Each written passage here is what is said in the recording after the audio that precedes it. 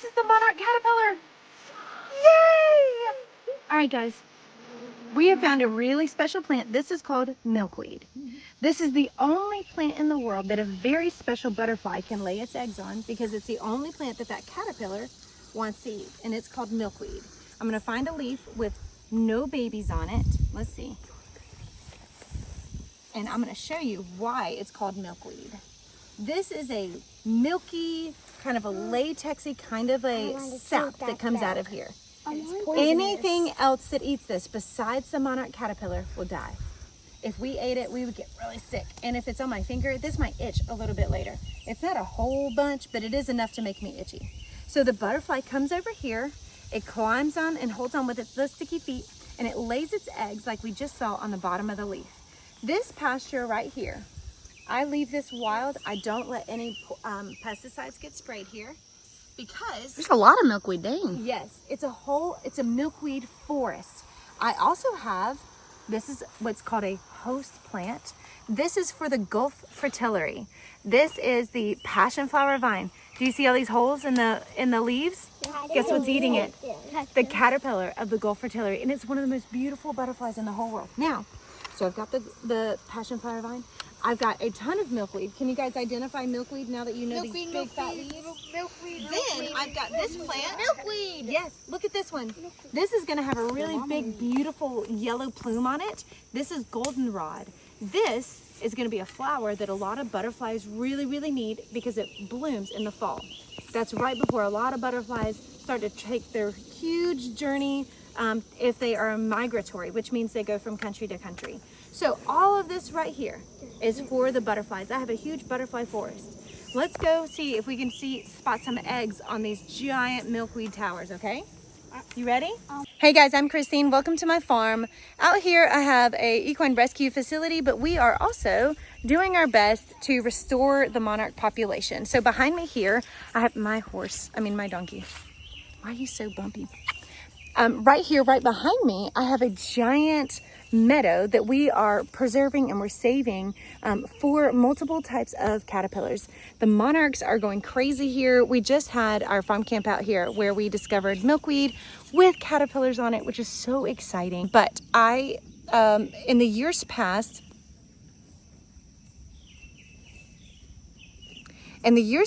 we have moved some milkweed over here. We've seeded some, which is really difficult.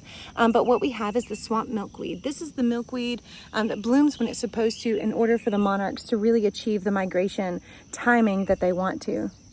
Look at his baby teeth. Isn't he so sweet?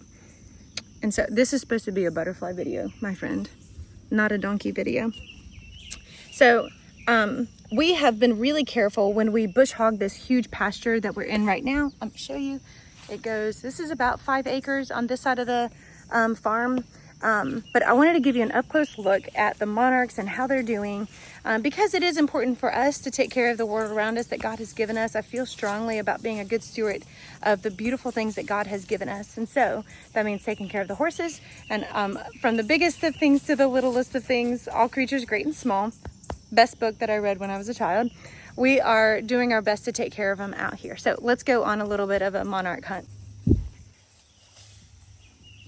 Okay, I'm seeing nibble evidence, but finding the actual caterpillars is kind of tricky.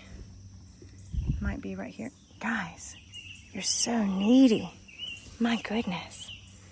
I don't think I give them enough attention.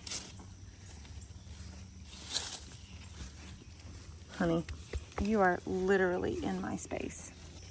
So not only are we making sure that we have a ton of milkweed out here, in fact, this milkweed meadow has grown because whenever we see, it spreads through rhizomes under the ground. So whenever we see them popping up in a new spot, that then becomes another spot that we're protecting, which is a little bit tricky because we do need to preserve enough grass out here for the horses and for the donkeys so that they can, they have 24/7 turnout. They graze nonstop. But we do have a couple of other pastures that we rotate between. Oh, wait. But it's hard to find the balance between making sure that I have enough grazing land for the horses and the donkeys and the miniature horses, as well as keeping all of this out here. So we also have the goldenrod, which is it's a late blooming, high nectar pollen source for the butterflies before they make their journey, their migratory journey. And then we also have passion flower vine at her. And it is one of the most obnoxious things to let grow and take hold of out here.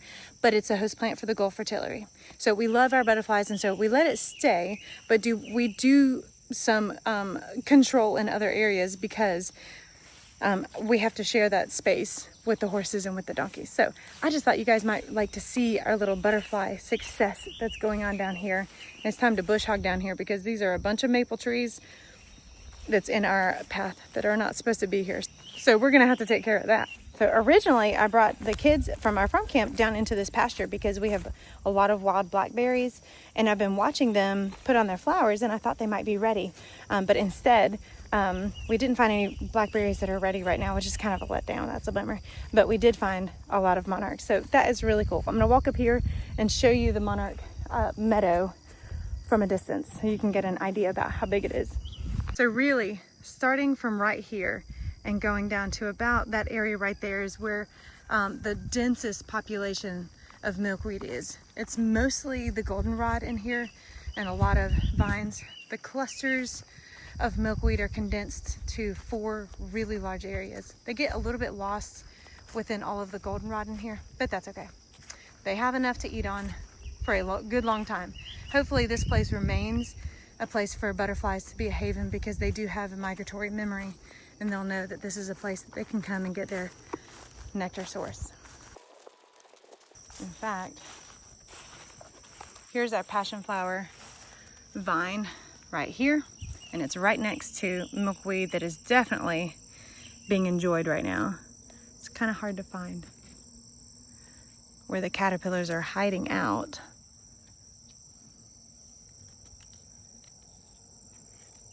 They may have already climbed up somewhere. There. Passion flower vine. Milkweed. It's like a jungle. Milkweed. Here's a big maple tree. I might leave this. That would be nice to leave. Some milkweed. Donkeys really trample this stuff, don't they? Last year I had so many milkweed aphids. There's not much I can do about it because spraying for aphids means you're also killing your caterpillars. So we just had to let nature take its course. But that was hard to watch because these plants were decimated and it didn't leave a whole bunch of food. This guy right here. Sorry, not sorry. You gotta leave enough for my butterflies, dude. The aphids are definitely not endangered. Oh, this feels so special. And look at this beauty right here. Oh my. Are you eating my aphids? And look, anytime you see this beautiful collection right here, you know what's going on. Hi, beautiful. I'm so happy to see you. Thank you for joining in with all of our fun adventures here at Cabin Creek Homestead, and we will see you guys in the next video. Bye.